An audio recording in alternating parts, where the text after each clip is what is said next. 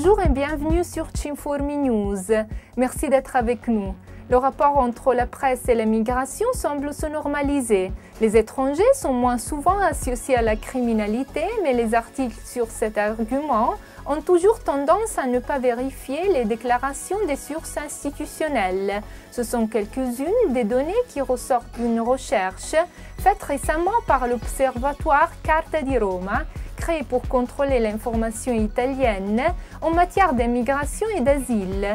L'étude montre entre autres que les bonnes nouvelles concernant les citoyens étrangers sont encore rares, bien qu'en augmentation.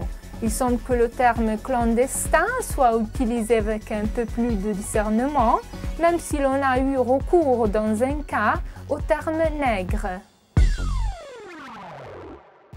La Commission européenne a approuvé le programme annuel 2010 concernant le Fonds européen pour les rapatriements. Ce document indique les actions auxquelles destiner les ressources du fonds pour l'an prochain. L'autorité responsable pour la gestion du fonds est la Direction centrale des services civils pour les migrations et l'asile du ministère de l'Intérieur, en particulier le département pour les libertés civiles et les migrations. De plus amples informations avec le texte du programme 2010 du Fonds européen pour les rapatriements sont disponibles sur le site www.cinformi.it. L'augmentation en 2009 du nombre de travailleurs immigrés est à 80% due à ceux communautaires. Cette donnée ressort d'une étude faite par la Fondazione Leone Moressa. Selon la recherche, les immigrés communautaires ou pas exercent en général des professions non qualifiées ou travaillent comme ouvriers.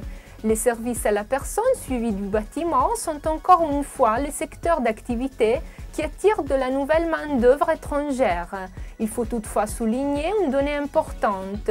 Le taux de chômage reste toujours plus élevé pour les étrangers par rapport aux Italiens.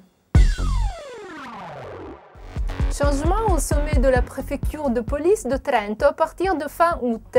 Giorgio Iacobone, 58 ans, originaire de Naples, licencié en droit à l'université La Sapienza de Rome, deviendra en effet le nouveau préfet de police. Cette nomination a été décidée par le Conseil des ministres sur une proposition du ministre de l'Intérieur Maroni. Giorgio Iacobone est entré dans l'administration de la sécurité publique en 1975.